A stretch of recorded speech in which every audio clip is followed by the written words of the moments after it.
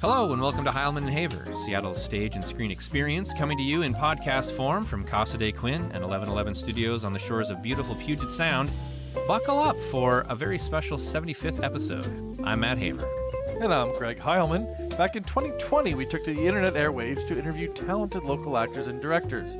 Today, we celebrate our 75th episode as Seattle's #1 stage and screen podcast, bringing you in-depth interviews with the finest talent from LA to Broadway to the UK, including Emmy Award winners and best-selling authors, unsung heroes, and industry leaders. And all while keeping our finger on the pulse of the Seattle and Pacific Northwest theater scene with in-depth reviews, cast and crew conversations, award shows, and behind-the-scenes tours. You can find it all at HeilmanandHaver.com, and while you're there, sign up for email updates so you don't miss a single episode or session. And we're so glad you're here for episode 75. It's the one you're going to want to listen to more than once and definitely share with your circle of friends and followers. Today we're pleased and honored to welcome Chris Lemmon to the show. Chris is an accomplished author, television and film actor, producer, musician, star of the acclaimed one-man show Twist of Lemmon, and son of beloved Oscar-winning actor Jack Lemmon. With a career spanning over 40 years, Chris has starred in television series for all major networks, including Knots Landing, Thunder in Paradise, Studio 59, Brothers Sisters, and most notably, Fox's highly acclaimed Duet. Plus over 25 feature films like Lena's Holiday, Just the Ticket, and That's Life alongside his father. Lemmon graduated from California Institute of the Arts with degrees in classical piano and composition, as well as degrees in the theatrical arts, and went on to appear in numerous stage productions, including the West Coast tour of Barefoot in the Park, directed by the late Jerry Paris, the original award-winning West Coast production of Shay by Anne Commire, and the highly successful Love Letters with Stephanie Zimbalast.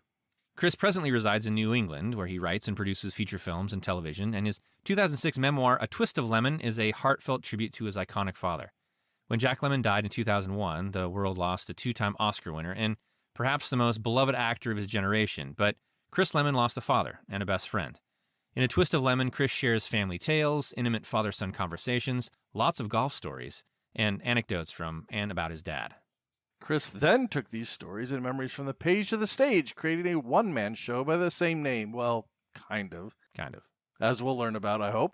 Sharing an intimate look into the experience of growing up in Hollywood, featuring 9 of his original piano compositions, a narrative of touching and heartfelt stories, and laugh-out-loud anecdotes from his life and times of the world of Hollywood stardom. Chris joins us now from his home in Connecticut. Welcome to the show, Chris. Welcome. Here I am, in my bed in my home in Connecticut. Yeah, you look a lot more comfortable than we are. What the heck? Well, this is what happens when you get to be 69 years old. You get to be, you get to do whatever you want, and nobody can say, you can't do that, So I do things like wear this when I look like my father in Grumpy Old Men. Oh, you're talking about how that's one of our favorite films. Actually, the first film I ever saw him in, and that's just indelibly going to be Jack Lemmon in my mind, is from that series. Walter's Madhouse. I would do one of the lines that Walter, oh yes, if they told me I was going to be doing a nude scene, I would have asked for another $1 million. Now, if you joined us from the bathtub, that line would have really struck. Resonated, yeah. That's right. Well, as far as anybody on the audio side of this knows, he is in the bathtub, even though he said that's he's true. I usually don't dress like this for the bathtub. Actually, I hate baths. I'm a shower guy. I got to admit to you, I read most of your book in the bath. Did you? Yeah, that is my go-to That's how spot. fast to read that book is. Just boom, you go right through it. Not a single bath, but yes, I do most of my best reading in the bath. We got to be careful with this conversation. This could quickly end up as a Heilman and Haver After Hours episode. Yeah. That's true. That would be me. Well, we last spoke on the phone a couple weeks ago, and when we did, you alluded to, again, you're not just sitting around. You're turning 69 in a month, but you're not just sitting on your laurels. You've got some new projects in the hopper. You alluded to one perhaps in print, maybe another on stage. Lots happened since the COVID shutdown. What's new with you? What have you been working on? What's on the horizon? Well, nothing. I can't think of a damn thing. No, I'm kidding. No, I'm not. Yes, there's we're still looking at me getting out on the boards with Twist, which was the play that I turned my first book into. we had an awfully good run with it, so I don't know. And it's exhausting. It's just so hard. It's such a tough play to do, just physically, and emotionally. But so there's another couple of shows that I developed, one of which I'm having fun with, called. It was actually based on a class I taught at New Haven U, and it's called "Why Is Funny Funny." That wasn't the name of the class, but it was the subject of one of the classes of the series of classes.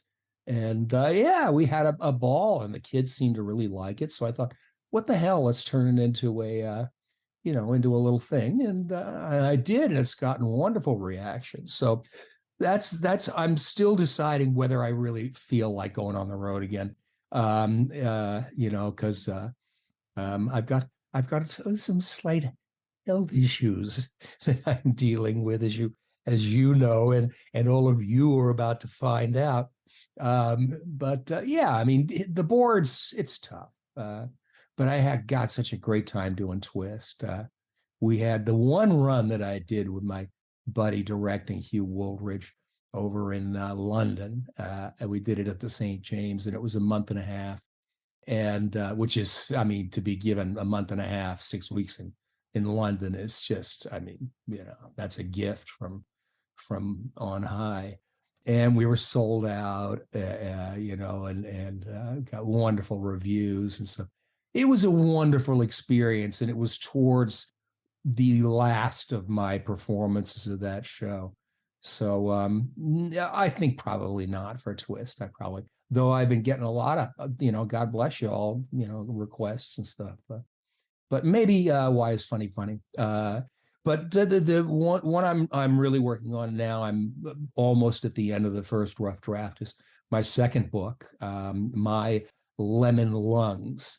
And so there's a good lead in and segue for you to take it with the hardline questioning. Well, I've got a question on your plays. Do you have any appetite for handing that off to somebody and letting somebody else? Yeah, we've talked about European rights. We think because it is the golden age of Hollywood, and all these marvelous characters show up. It's a one person show, but I play 40, 50 different characters in the course of the of the 90 minutes of the show. And I do it as my father. So I become my father in the first 5 minutes of the show, and do the entire show as him. But then he does imitations of his buddies when he's, raconteuring, when he's telling his various stories to the audience. And anybody who doesn't remember Jack Lemmon, he was a human Gatling gun. This guy had an energy level of, I don't know, 17,000. What's a speed tablet? I don't know speed. So what is it called? Benzedrine? Never mind. Sure. Yeah. That works. It's a bad. So anyway, yeah, and it was wonderful. We had a great, here's Jack Lemmon doing, Jimmy Stewart or his mother, his mother who was or Walter's Matthau. So anyways, there you go. Which is got to be kind of tricky, because you're not just doing one impression, you're doing the impression of somebody doing an impression. Well, it's my father. Father. Exactly. Yeah, exactly. Yeah. I'm doing an impression of my father doing an impression. Yeah. Which was really fun, I gotta say. Because my father, he's this crazy guy. I mean, Jesus, would you pull yourself together, please? Because people are talking. And so you got him, doing Jimmy Cagney. Oh, look at that, it's Jack Lemmon's kid. Yeah. It's so it was fun, and it's sad, but it's also a state of what we are, we people, that we forget, and a lot of people forget, who my father was, or Walter Matthau, or Jimmy Cagney, or you get this. There was one fellow who came to the show in London, pulled me out afterwards and said, "I didn't know any of these people. Who is this? Marilyn? Yes, Marilyn Monroe." Wow. Who Marilyn Monroe was.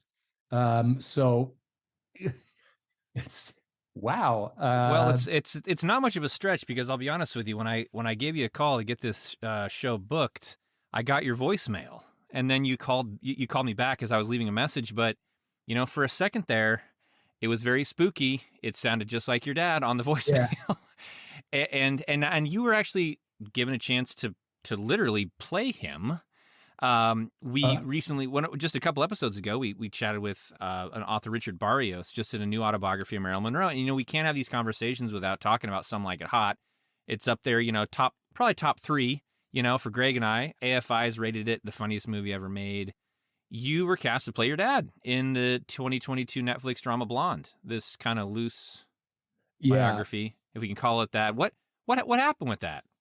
I don't know. I went and did it. And we did one terrific scene for the director of the final scene.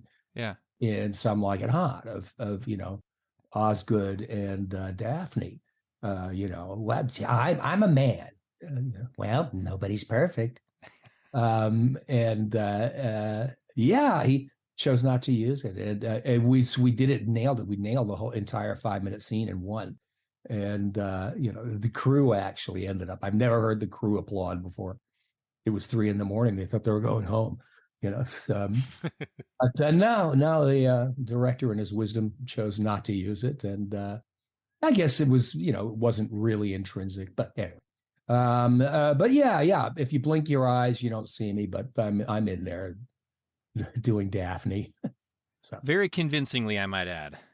Thank you. We share a lot. I mean, I'm 4 inches taller than him. I'm actually 6 inches taller, but we have a deal. I can't say the real thing. It's he gets very.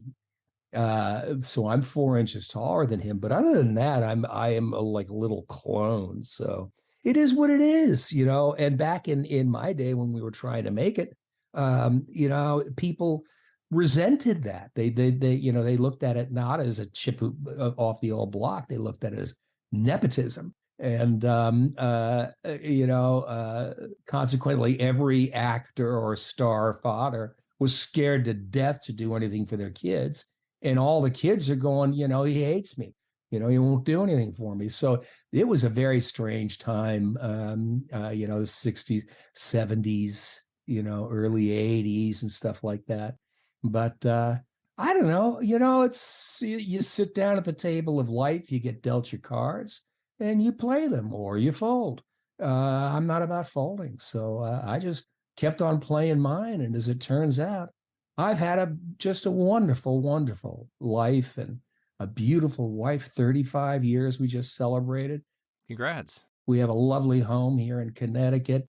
All of my children live with me along with their 15 dogs. And, and at this point in my life, and as we will probably momentarily discuss, for me, that's just wonderful. It's heaven. And I am just luxuriating at this point. I'm into a forced hiatus right now, because of physical stuff, and that's why I dress like this. I still do have hair. You can see I'm having a bad hair day, but I look a little like Eric Skarsgård there, don't I? Oh boy. Oh man, he's chewing it up on Succession, isn't he? He is. Oh, that whole family's a bit spooky. He is so good. When he was in True Blood, he's just they all are, all the brothers. They're the whole family's talented, but spooky. I don't know if I'd want to be in a back alley with any of them, to be honest. But but speaking of the relationship with you between yourself and your dad, you talk in your book about becoming Chris Lemmon and breaking away kind of from that Jack Lemmonson. This is in Twist. Yes. Yeah, but you never do. I mean, that's the answer I just gave you. Right. I mean, you are, I am my father's son. There's no two freaking ways about that. There's acting is what it is, but there's also an intrinsic side of acting. You're always going to be pulling something from somewhere in the you. That makes up the character that you're playing.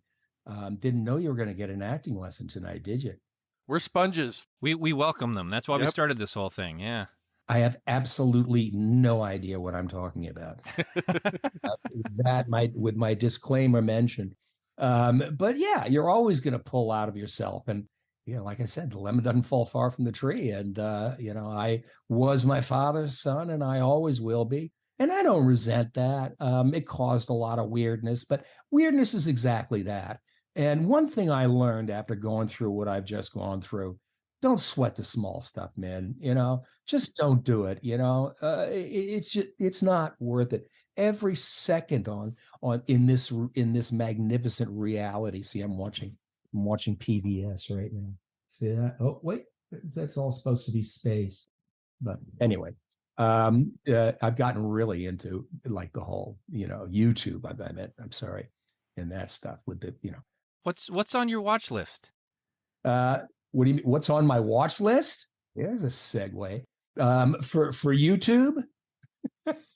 YouTube, cable. You watching Neil? You're talking about reality. You're watching some Neil deGrasse Tyson or Succession. This series. It was genius from the very beginning, and I have not seen one rotten moment.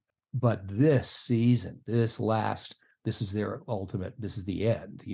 This Sunday is the last episode, and I'm heartbroken. Yeah, I am literally heartbroken. This is a genius series, and with all of them, they're so terrific, and Skarsgård in there being the nasty guy. Yeah, the episode, the Logan Roy death episode. I've said this before, has been one of the best episodes of anything on TV that I've ever seen. It was just so well done. Oh, come on. Spoiler alert. Yeah, no spoilers there, dude. Edit the whole thing out. I'm still working my way through Barry on HBO. Give me a break. God, that's truly amazing, man. You spilled the beans on Logan. That was what, 5 episodes ago. I'm past the time limit on spoilers. Oh, well. The statute of limitations. The statute, that's right. Consider plastered all over YouTube right now. Logan Roy kicks the bucket, but it's really last night's episode. I don't know if you've seen it yet. Yeah, we did.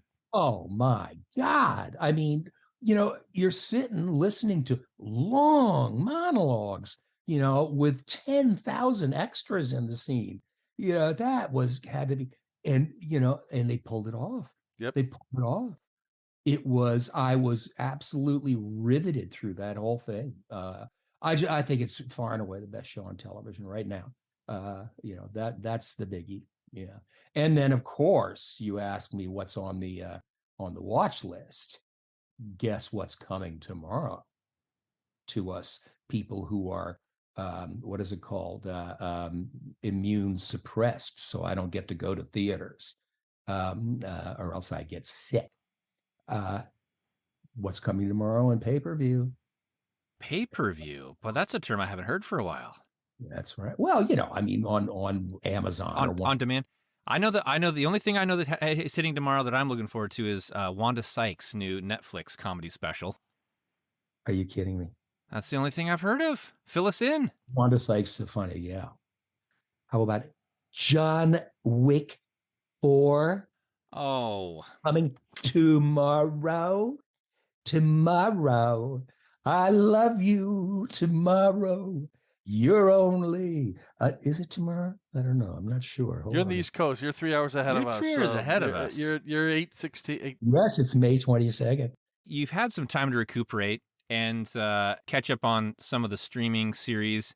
Since 2018, you had a little health scare. You want to fill the audience in on that? And yeah, and we, you talked in your book a lot about the respect you had for your dad, because it was really kind of, there was those kind of segues back and forth between, you're in the hospital room with him as he's battling cancer and the resilience and the good humor he showed, and here you are in 2018 facing a double lung transplant.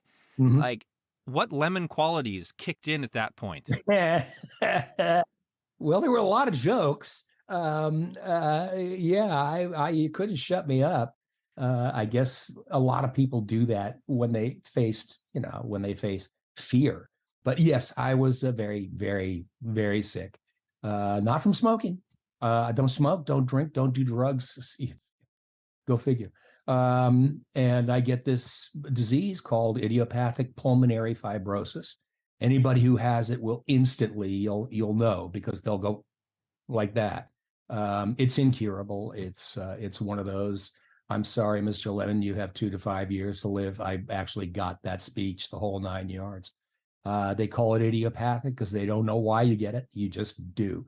I have my ideas. And in the second book, we've been talking about the first one, Twist of Lemmon. The second one is almost kind of like a sequel to the first. That's the one I'm finishing right now. And that's called My Lemon Lungs, of course. What other title am I going to use? And, that's a good title. It's a good title. What can I tell you? The first one was good stuff. Twist of Lemmon. That's a pretty good title, too. When I did the stage show, I took the away because I didn't want my play to start with the sound So it was just Twist of Lemmon, not Twist of Lemmon. Why did I just tell you that? I don't know. Anyway. A little more behind the scenes magic. It's crazy. It's actually, there's a little right over here that's whispering things at me. So whenever I say a non sequitur, but yes, I was out doing the show, Twist of Lemmon, at the Coronado Island Film Festival, celebrating the 65th anniversary of the film. And the night before, I knew that I was sick, but I had what's called a cliff dive, which can happen with IPF guys. And literally it is what it's just poof. Within 10 minutes, I was gasping for air. I don't need to give you the whole story, but basically I was facing my mortality. And, so being a lemon, we were at the Del Coronado Hotel, we didn't want to make a big ruckus. So we got an Uber instead of calling an ambulance. And, and then Googled hospitals in the area. Wow. And then took a tour of one of the more seemly parts of downtown San Diego until we finally arrived at one of the 5 best lung transplant hospitals, just by Lemmon, the University of California, San Diego. And, is there a chapter in your book, How Not to Act in an Emergency? Yeah. That's the story. It's in there. And they said, look, there's nothing we can do here. We have to send you up to the pulmonary thing up there in La Jolla. So they loaded me in an ambulance, which was scary because they just couldn't produce enough oxygen for me to keep going. But they did, and I made it. And I was there for 2 weeks, 3 weeks. After the first week, they put me on ECMO. I had extracorporeal membrane oxygenation. That's it. I mean, when you get to that stage, that's all they can do aside from intubating you. It's 2 big, huge hoses like elephant trunks going into your heart, basically right through your skin. They don't even bother to put a Band-Aid on it. It's like, forget it. If we put the Band-Aid on, it looks just as bad. So we're not, no Band-Aids for you. 2 weeks later, I was dead, basically.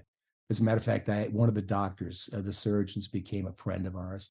And he was kind of lonely. He was going through a divorce. And so we'd invite him over to dinner a bunch after. And one night I finally turned to him. I said, Doc, how long did I have? And he's a Navy guy. So he's a real straight shooter, San Diego. Turned to me, looked me right in the eye, and without missing a beat, said 1 hour. Just like that. Wow. And when somebody says that to you, and and you can tell this is dead honest true, I don't even know how to describe to you what you feel in return. That, yes, I had 1 hour to go. And then he said, wow, we've seen blood pressure do what yours was doing. Blah, blah, blah, blah, blah. So anyway, the as you can tell, the object of this story is that the lungs did walk through the door at the last minute, and literally 1 hour before I would have dropped dead, they transplanted me, and I made it through. I got the shit kicked out of me, pardon my language, and I will remain shit kicked, pardon my language again, for the rest of my life. But I'm here, and I can breathe, kind of. and there you go. There's a typically Lemmon answer to your succinct question. Wow. I mean, it has to make you appreciate, like you said, the little things, right? Don't sweat the small stuff, man. Every molecule, every moment, everything, you've got to just revel in this incredible magic that we live in. We're made out of star stuff. What a life. And here's a piece of advice. A lot of times you take a look at these universe shows that I love to watch, and you think you feel so small, like you're just this little tiny speck in this unfathomable reality, like a grain of sand on the beach. Well, you may just be a grain of sand on the beach along with all the other grains in the universe, but there wouldn't be a beach without that grain of sand. And that's where you got to come from. I think that's the key to survival, because if you don't have it here, if you don't have that will, you're not going to make it. Yeah, so true. Well, and something that I'm sure that you have turned to, that you and your father turned to, was music. Have you been playing the piano? Has that provided some? I can't, I had a fall. The medications are really rough. The immunosuppression stuff, and the blood pressure and all that crap. But I had a fall and really hurt myself badly. On top of all of this, busted 3 vertebrae, fractured 3 vertebrae, and busted 5 ribs. So I can't sit up at the piano. So I've played it's been about a year or so since I played. And I miss it. I'm classically trained. I love the piano. I never became a classical concert pianist, but I wasn't too lousy. I could tickle the ivories, and did so really, in a very fulfilling way in the show, the last show. That I got sick the night before the final performance at the 65th anniversary of. I mean, this is a book. We got a book in this, folks. So that's what I'm doing right now. And I will get back to the piano, and I will play again as soon as the vertebra are what really get me. As soon as heal up a little more. So Matt asked earlier about your watch list for television. Since you're such an avid music lover, what's your go-to music that you like to listen to? Style? Oh yeah. Well, this week, what is my favorite song? I've got to do it like weekly because it changes. Yeah, of course. You can't have somebody, what piece of music would you take to the desert island? Because if you ask me that, then I'm going to have to kill you with my bare hands. I don't. We don't go there. But no, this week it's Prokofiev. It's the Fifth Symphony in B flat major, and which was always a big favorite of mine. And then I went off and cheated with Rachmaninoff, and now I'm back to Sergei. That's the third piano concerto, C major, the third piano concerto. I'm listening to those 2 pieces a lot, and because when I'm writing, I like to listen to music while I'm writing. The entire book, A Twist of Lemmon, was written to the Beethoven and Brahms symphonies, and this one was written. As a matter of fact, even in the prologue, I put a little thing about him to Samuel Barber, He of the famous Adagio for strings in G minor.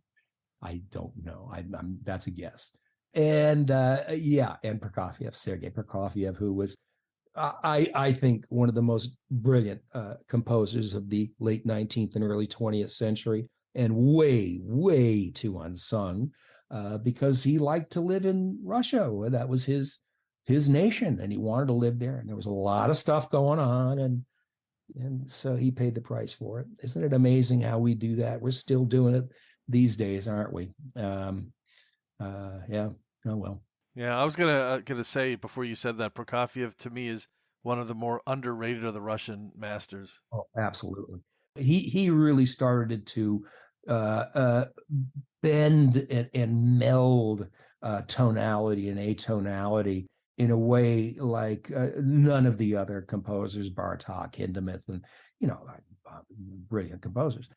Prokofiev was doing, and then you turn around and he's writing the classical symphony, or Peter and the Wolf. Mm-hmm. It's so he's always been one of my big faves.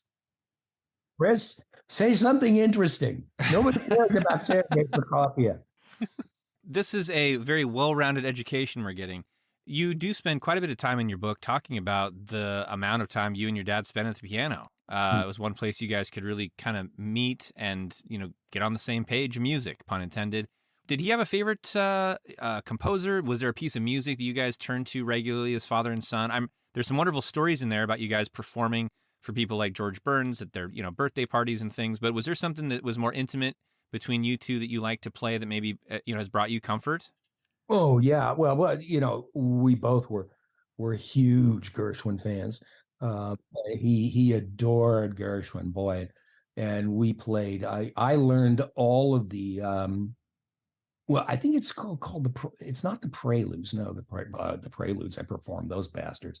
That third one, oy, oy, oy.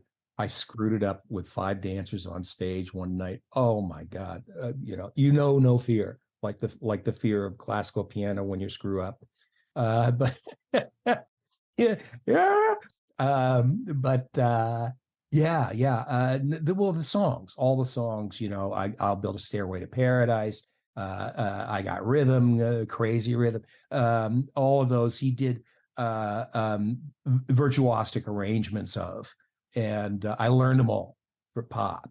And I was a terrible sight reader, which is probably the reason I didn't become a classical pianist. But aside from the fact that I sucked, but I crack myself up. I sit here and talk to myself all day long, and I'm hysterical. We love Gershwin and the blues. The blues was our big tonic. Usually, 8-bar blues and C, and we'd sit. God, we'd go for hours. And then one of the 2 dogs, Walter and Virgil. Yes, Walter was named after him. Virgil, we don't know where the fuck that came from. I don't know. And one of them would eventually run away, and then we'd go and I'd sit on the hood of his huge old car, and he'd drive at like 3 miles an hour and down the streets of Beverly Hills, and both of us would be screaming, "Virgil, Walter!" Riding on the hood of his car, based on the stories you tell about his driving skills, that takes some courage. He was a horrible driver, but he was a terrific actor. But he was a horrible driver. But we would be out there, and every cop would drive by and go, "It's Lemons. It's the Lemons. Just forget about it. Don't even go. Just let him go. Let him go." He would get a new sports car every 3 weeks, because he would wreck them. Like I remember one day we were supposed to go. I was pitching one of my films to then head of Paramount Studios, Sherry Lansing, one of the most lovely but most powerful women, not women, people in show business at that time, maybe the most powerful head of major studio. And so I'm sitting waiting in the rain, and suddenly I hear the screeching of tires and, peeling and this and that. And this bright red Ferrari, little Dino, comes screaming into the lot and hitting with the puddles are flying and the thing is this and that. And it does a 180 up to me, like nicks a cement pole on the way by, and the doors fly open and my father gets out, and then the other door flies open and his dog, Virgil or Walter, I couldn't tell the difference, jumps out and starts playing in all the puddles and this and that. And I look over and say, what are you doing? We're meeting with Sherry Lansing. He says, I said, you brought the fucking dog. He says, well, somebody's got to cut the deal, don't they? And he took the freaking dog. I did not make that movie at Paramount. Didn't make the movie at Paramount. Didn't happen. Nope. No go. Maybe just wasn't a fan of poodles, Silk upholstery, silk on the dog was all over it. You could see Sherry doing the very polite This didn't make the film at Paramount. Get these lemons out of here. So that's what I had to deal with my entire childhood with. And God, that I love him. I had so much fun with him. He was the funnest son of a bitch. We would, and I'm not exactly unperky myself. We would just have a ball. Where we really had great fun was when we went fishing together. We did it for 23 years or something up in Alaska. And we don't have enough time for me to tell you those stories. But read the book. It's in the book. Yeah, read the book. Well, the other thing along with fishing was obviously golf. Now, with that injury, I assume you haven't made it back out on the links, but you've been watching the tour. You've been doing any putting, anything like that? Some wonderful, it's either piano stories or golf stories in the book, which are, two of my favorite things. So I was enthralled in the bath. There it is. There's the grip. Interlock, really, not an overlap. I took you for an overlap guy, to be honest with you. Oh, actually, no, I do overlap. But, when I'm doing it up in the air with no club, it just turns instinctively into an interlock. Do you have emeritus status at Pebble Beach at this point? Can you just kind of show up at the Pro-Am? No. Yes. Emera what? They don't do emeritus at Pebble Beach. It's like, who is that? It's Lemmon. Oh, good. Yeah, that's $417. Just for the shrimp cocktail. There's no emeritus. Oh, yeah, right. You mentioned Walter a few times, and the dog Walter and the person Walter, because you really can not sometimes separate Lemmon and Mathau. The wonderful films they made together. They made 8 films together and were genuine friends off screen. And I know you personally have collaborated with Walter's son Charlie on film projects, and you've appeared together on Gilbert Gottfried's podcast. As children of celebrities, do you have a certain bond with each other, with shared experiences? Charlie who? Some guy named Charlie McCarthy? No? I adore Charlie. He's like my brother.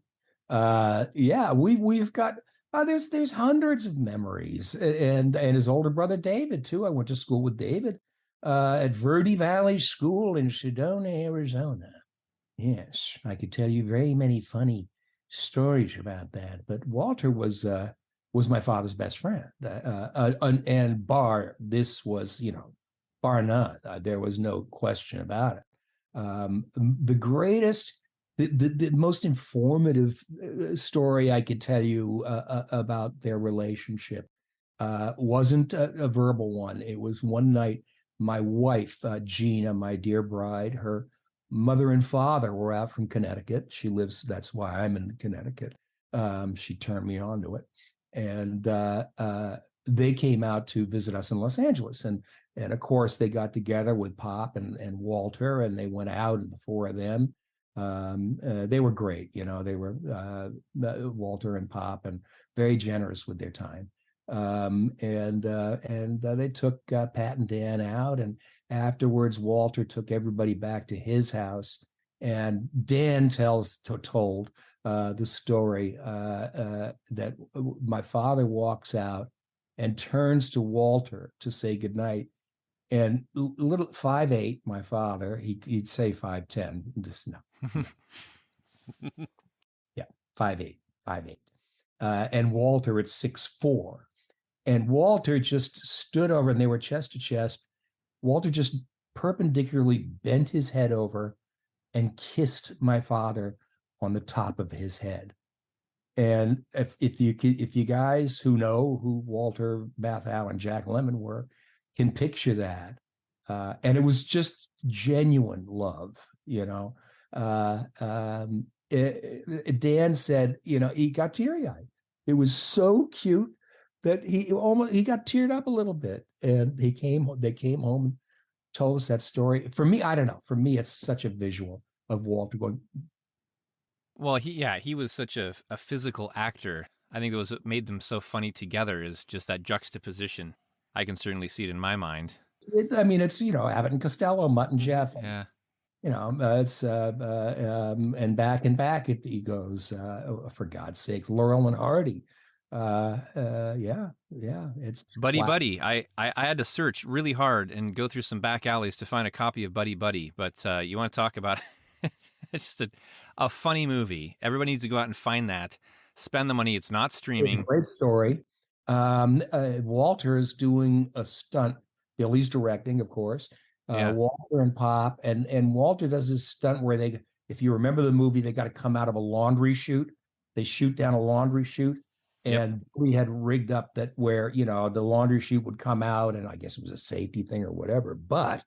And the actors would land on a elevated platform with this and all the stuff you could possibly. Well, despite that, Walter comes out of the chute, hits the platform, rolls right off of it, takes a 10-foot leap, and these guys weren't young, and hits the floor out cold. And everybody freaks out. My father sprints to his side, rips off of his coat, folds it up, and gently slides it under his head, and as Walter's eyes start to flutter open, my father asks him, Walter, are you comfortable? Walter looks up at him and says, I make a living. So that's there it is. Man, quick even then. Oh boy. Oh yeah. And unconscious and still funny. You know, who'd have thunk? But they were, you know, it was a different era. It was a different time. You know, nothing against the era now. There's all sorts of fun stuff happening now too. It's different. That was Camelot, man. I mean, back then, you know, that was Camelot. And unfortunately, sometime in the mid 80s, everybody just sort of lost their innocence. Maybe it was because all of, you know, plug and play world, everything was available instantly all the time. I'm not saying there's anything wrong with that either. I'm a big computer file, but you know, things change, and we don't live in Camelot anymore. But there was a time, and if you want to visit it, go back and watch the movies. That's the beauty of it. We'll always have the celluloid. Yep. Yeah, for sure. Jack was your father, but he was also this friend to millions of people. He had that everyman appeal. He reminds me a lot of my grandfather. And so you kind of feel like you get to know these people through the screen, through the characters that they play, certainly through your book. Just really touching stories in your book. If you could pick a role that really captured him best as a human being, is there one that stands out to you that really just showed who he was as a man? It's a good question.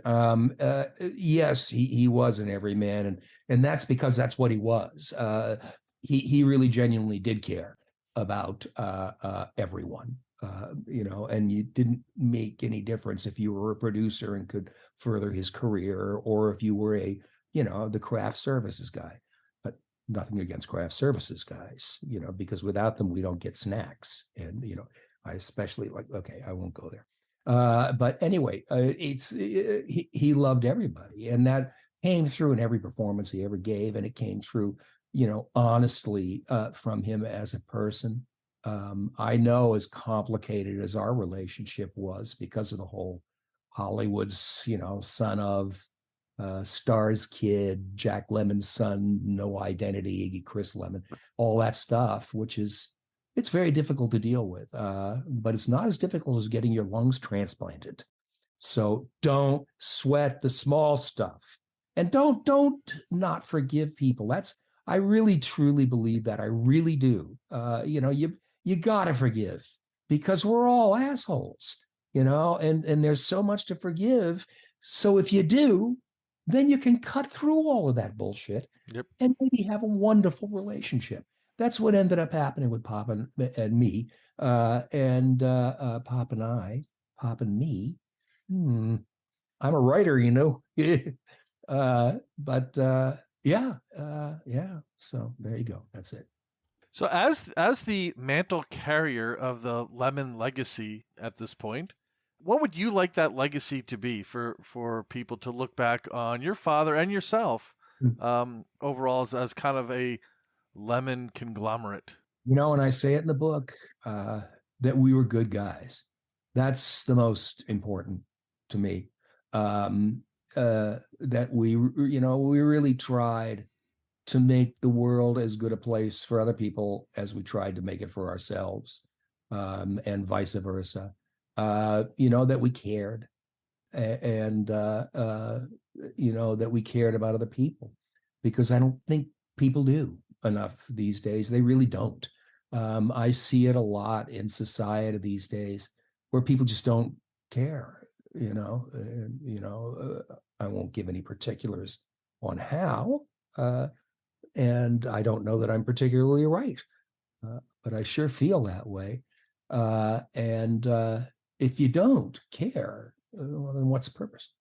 How can you enjoy every nanosecond? How can we just, we live in a beautiful place here in Connecticut, and Mother and Father Fox had 3 little pups, and they decided to have them just right out in our backyard. And I can't tell you, they only were there for a couple of weeks until they moved on and made their own little burrows and stuff. They might still be there. I don't know. But God, they were cute. And I'll send you footage if you want. All of you. Love to see it.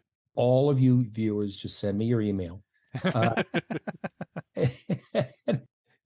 crayon rolls across the bottom of the screen. I looked out the window. I'm right here. I'm sitting in my bedroom right now. And I look out the window, and there they are. There's like the mother and the father and the 3 babies frisking about, and come on, this is magic. Mm-hmm. This place is magic. You fucking better enjoy it. You better, because if you waste it, then bad on you. Mm-hmm. Well, living in the Pacific Northwest, we get that opportunity every day. That's that sense of wonder. You can hold on to that, man. You stay young forever. Right. The Northeast and the Northwest, I think, in 2 totally opposite ways, are very similar. They have that ability. You live in nature. You don't live in a city and go to nature. And that's, or at least where I live up in we're upstate Connecticut. It's magical. It's magical stuff. Well, one of our favorite things, and I think something that is, again, we talk about culture lacking, is just people sitting around, having a conversation, enjoying each other's company, cracking some jokes, telling some stories. And so this has just been a lot of fun. We really appreciate the time, as huge fans of your dad, and just lovers of the stories that you've told through your book and your show. It's a real treat. And before we go, we want to keep up on your book. We want to keep up on your projects. Is there going to be updates on your website, things like that coming up? I know our audience is going to be interested.